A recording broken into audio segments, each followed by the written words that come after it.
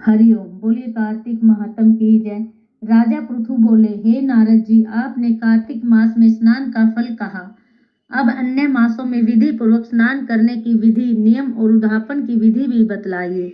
देव ऋषि नारद ने कहा, हे राजन, आप भगवान विष्णु के अंश से उत्पन्न हुए हैं, अतः यह बात आपको ज्ञात ही है। फिर भी आपको यथाचित विधान बतलाता हूँ। आश्विन माह में शुक्ल पक्ष की एकादशी से कार्तिक के व्रत करने चाहिए। ब्रह्म मुहूर्त में उठकर जल का पात्र लेकर गांव के बाहर पूर्व अथवा उत्तर दिशा में जाना चाहिए। उसके बाद जो मनुष्य मुख शुद्धि नहीं करता, उसे किसी भी मंत्र का फल प्राप्त नहीं होता।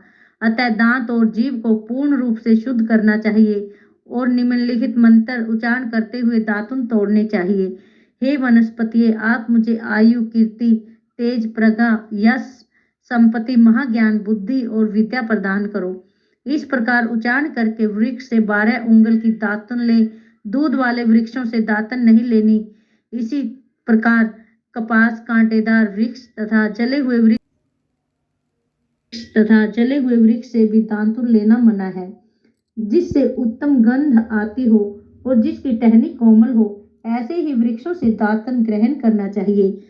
प्रतिपदा, अमावस्या, नवमी, छठी, रविवार को ग्रहण तथा सूर्य ग्रहण में दातुन नहीं करनी चाहिए। तत्पश्चात भली भांति स्नान करके फूल माला, चंदन और पान आदि की सामग्री लेकर प्रसन्नचित्त से भक्ति पूर्वक शिवालय में जाकर सभी देवी देवताओं को अर्घ्य, आचमनीय आदि वस्तुओं से अलग अलग पूजा करके प्रार्थना एवं प्रणाम करना चाहिए। फिर भक्तों के स्वर में स्वर मिलाकर श्री हरि का कीर्तन करना चाहिए। जिस मंदिर में जो गायक भगवान श्री हरि का कीर्तन करने आए हों, उनका माला, चंदन, तांबुल आदि से पूजन करना चाहिए, क्योंकि देवालयों में भगवान विष्णु को अपनी तपस्या, योग और दान द्वारा प्रसन्न करते थे, परंतु कलयुग में भगवत गुणगान को ही भगवान श्री हरि को प्रसन्न करने का एकमात्र साधन माना गया है। नारद जी राजा पृथु से बोले, हे राजन, एक बार मैंने भगवान से पूछा कि हे प्रभु, आप सबसे अधिक कहाँ निवास करते हैं? इसका उत्तर देते हुए भगवान ने कहा, हे नारद, मैं बैकुंठ या योगियों के हृदय में ही निवास करता हूँ। अपितु जहाँ मेरे भक्त मेरा कीर्तन करते हैं, मैं वहाँ अवश्य निवास करता हूँ। जो मनुष्य चंदन, माला आदि से मेरे भक्तों का पूजन करते हैं, उनसे मेरी ऐसी प्रीति होती है जैसी कि मेरे पूजन से भी नहीं हो सकती। नारद जी ने फिर कहा, शीरीष, धतूरा, गिरजा, चमेली, केसर, कंदार और कटहल के फूलों व चावलों से भगवान विष्णु की पूजा नहीं करनी चाहिए। कटहल, कंद, ग्रीष, जूही, मालती और केवड़ा के पुष्पों से भगवान शंकर की पूजा नहीं करनी चाहिए। जिन देवताओं की पूजा में जो फूल निर्दिष्ट हैं, उन्हीं से उनका पूजन करना चाहिए। पूजन समाप्ति के बाद भगवान से क्षमा प्रार्थना करनी चाहिए।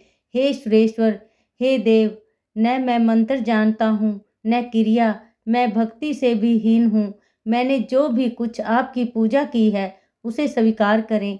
ऐसी प्रार्थना करने के पश्चात साष्टांग प्रणाम करके भागवत कीर्तन करना चाहिए, श्री हरि की कथा सुननी चाहिए और प्रसाद ग्रहण करना चाहिए। जो मनुष्य उपरोक्त विधि के द्वारा कार्तिक व्रत का अनुष्ठान करते हैं, वह जगत के सभी सुखों को भोग कर अंत में मुक्ति को प्राप्त करते हैं।